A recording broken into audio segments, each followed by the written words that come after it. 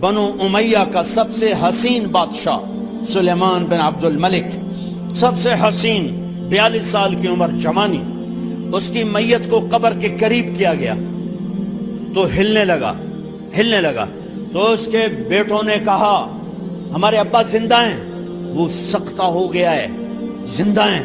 عمر بن عبدالعزیز رضی اللہ رحمت اللہ علیہ فرمانے لگے ارے بھتیجو زندہ نہیں ہے، قبر کا عذاب جلدی شروع ہو گیا ہے، بَلْ عَجَّلَ اللَّهُ بِالْعُقُوبَةِ، چھپاؤ، جلدی چھپاؤ۔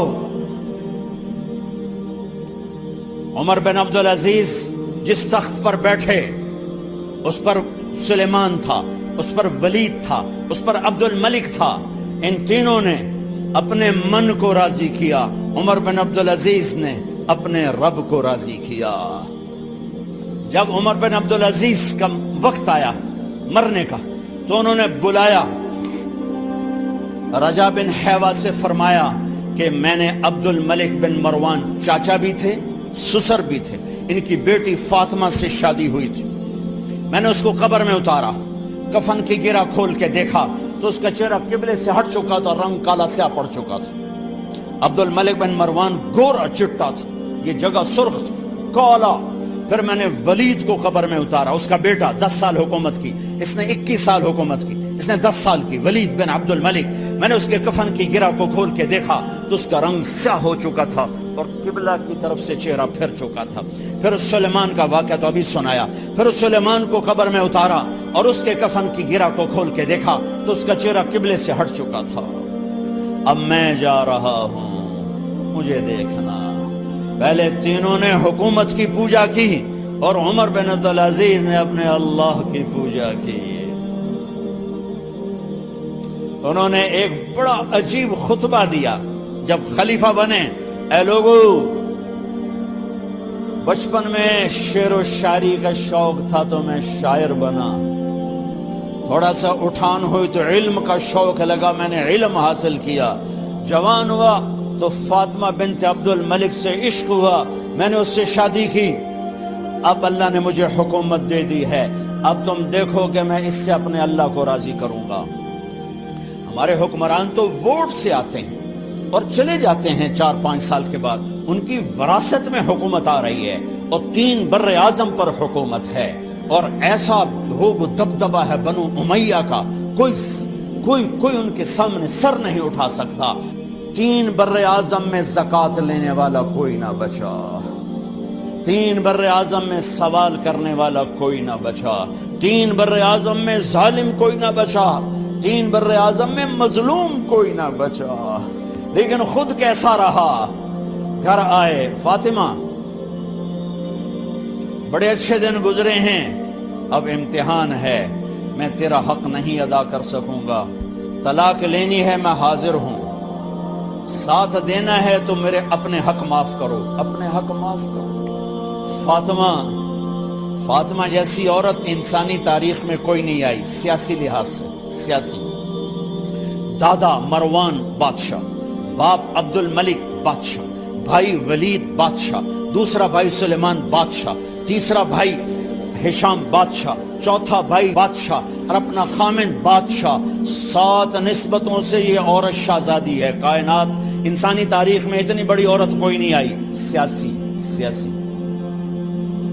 فاطمہ کہنے لگیں عمر، میں نے سکھ کے دن تیرے ساتھ گزارے ہیں، دکھ میں تجھے چھوڑ کے نہیں جاؤں گی، جاؤ میں نے اپنے سارے حق معاف کیے۔ پھر حضرت عمر بن عبدالعزیز کی راتیں اور دن کیسے گزرے؟ مسلح پہ بیٹھتے اور روتے وہیں سو جاتے اور روتے وہیں سے اٹھتے، پر 3 بر اعظم میں ظالم کوئی نہ بچا، مظلوم کوئی نہ بچا، زکوٰۃ لینے والا کوئی نہ بچا، اپنی حکومت کو اللہ کی رضا کے لیے استعمال کیا۔ کیسے استعمال کیا؟ سارے مال فاطمہ کا سارا زیور بیت المال میں ڈال دیا، تنخواہ پہ آ گئے، عید کا موقع آیا، بچوں نے ماں سے کہا ہمیں کپڑے لے کر دو، عید آ رہی ہے، ہر آدمی اپنے بچوں کے لیے کپڑے لے رہا ہے، ہمارے بچے بھی کہہ رہے ہیں کپڑے لیں، جاؤ بھائی لو۔ فاطمہ کے پاس عمر 3 بر اعظم کے بادشاہ کے بچے آ رہے ہیں، ماں جی عید آ رہی, کپڑے تو لے دیں, ابا سے کہیں کہ ابا سے بات کرتی ہوں. ابا تشریف لائے, خزانے لبالب بھرے ہوئے گندم کے ڈھیر کی طرح, کہ امیر المومنین بچے کپڑے مانگ رہے ہیں. فاطمہ میرے پاس تو پیسے نہیں, میں کہاں سے کپڑے لے کر دوں, میرے پاس تو پیسے کوئی نہیں.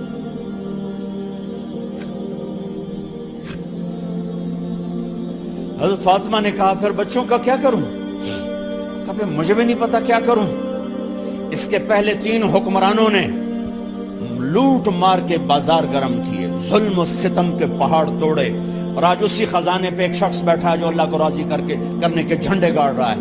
تو فاطمہ نے کہا آپ ایسا کریں, اگلے مہینے کی تنخواہ ایڈوانس لے لیں, اس سے میں اپنے بچوں کو کپڑے لے دیتی ہوں, اور گھر کا خرچہ میں مزدوری کر کے گھر کی روٹی چلا لوں گی. ارے اپنی تاریخ پڑھو, صرف ڈرامے ہی نہ دیکھتے رہ جاؤ, صرف گانے نہ سنتے رہ جاؤ. اور بھی دکھ ہیں زمانے میں محبت کے سوا. انہوں نے اپنے بلایا وزیر خزانہ مزاحم, اپنا ہی غلام. ہاں بھائی مزاحم, ہمیں بچوں کے کپڑے چاہیے, تو اگلے مہینے کی تنخواہ ایڈوانس مل جائے. وہ کہنے لگے امیر المومنین آپ مجھے لکھ کر دے دیں کہ آپ 1 مہینہ زندہ رہیں گے, میں آپ کو تنخواہ دے دیتا ہوں.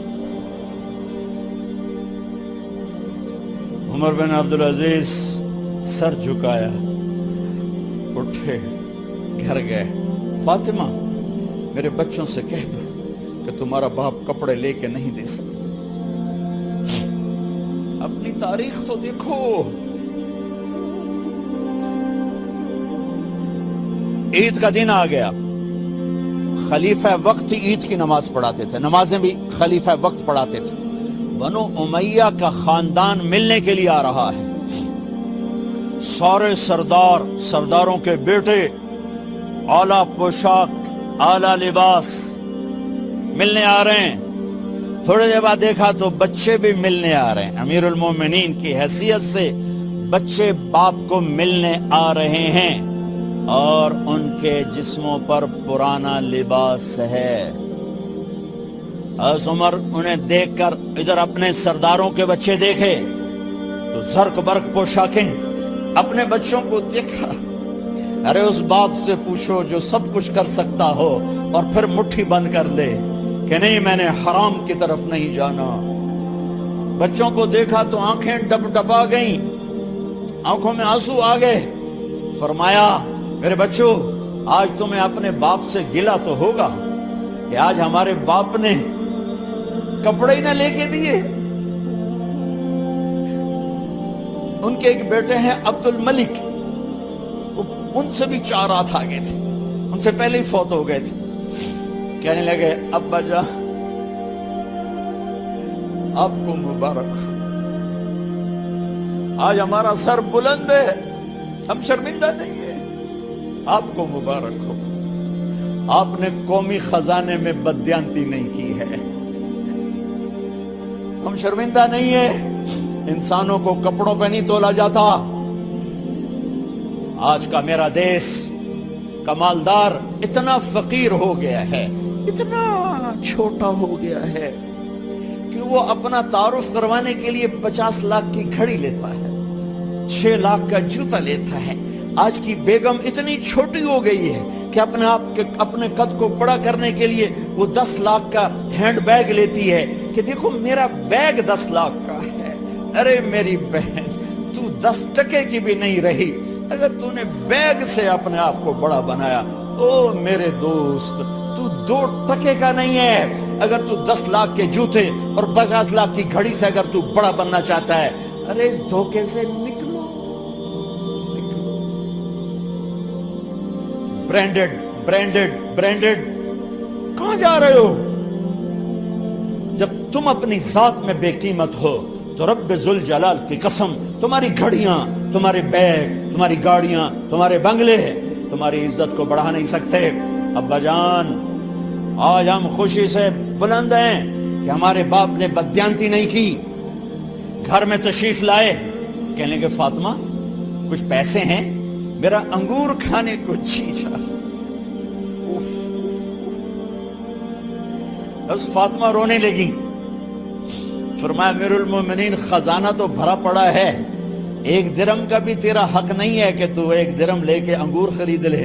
تو تھوڑا پٹھے، فاطمہ میں جہنم نہیں برداشت کر سکتا۔ وہ میرے بھائیوں جو دن رات سود میں پھنس چکے ہو، جو دن رات جوے شراب میں پھنس چکے ہو، کیسے اللہ کے سامنے سرخرو ہو کر کھڑے ہو گئے؟ ایک رات گھر میں تشریف لائے، بچیاں بیٹیاں، منہ پہ ہاتھ، کپڑا رکھا، دوپٹہ رکھا منہ پہ، اور بات کریں۔ آپ نے پوچھا ارے کیا ہوا تمہیں، یہ منہ پہ کپڑا کیوں رکھتے ہو؟ تو خاموش ہو گئی، لیکن گھر کی خادمہ رو پڑی، کہا امیر المومنین آج آپ کی بیٹیوں نے کچا پیاز توڑ کے اس سے روٹی کھائی، سالن کھائی، اور میرے آج کا تاجر کہتا ہے جھوٹ نہ بولوں تو کاروبار کیسے، میرا افسر کہتا ہے رشوت نہ لوں تو گزارا کیسے کروں۔ تو عمر بن عبدالعزیز پھس پہ ہچکیوں کے ساتھ روئے کہ میری بچیوں میں تمہیں بڑے اچھے کھانے کھلا سکتا ہوں، پر میں جہنم کی آگ برداشت نہیں کر سکتا۔ بھائیو، اس بندے نے اپنے آپ کو ذبح کر دی، اللہ کو راضی کرنے کے لیے ذبح کر دی، اپنے ذات کو، اپنے جذبات کو، اپنے احساسات کو۔ ہاں اب اللہ نے صلہ کیا دیا، جب انتقال ہوا ہونے لگا تو بلایا رجا کو، جو میں بات پہلے چھوڑ کے ادھر ان کی تھوڑی سیرت بتائی کہ رجا اب میں مرنے لگا ہوں۔ عبد الملک کالا ہو گیا تھا، ولید کالا ہو گیا تھا، سلیمان کالا ہو گیا تھا۔ یہ کیوں کالے ہوئے تھے؟ یہ بے نمازی نہیں تھے، بدکاری نہیں کرتے تھے، کسی کی طرف ان کی میلی آنکھ نہیں اٹھی کبھی۔ یہ ظالم تھے، ظالم ظالم، انسانوں کا خون پیا، مال میں خیانت کی، اس پر اللہ نے چہرے پھیر دیے۔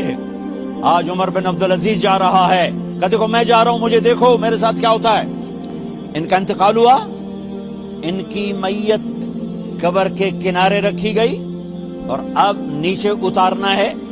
سلیمان کی میت کو اتارنے لگے تو ہلنے لگا، اور عذاب قبر پہلے شروع ہو گیا۔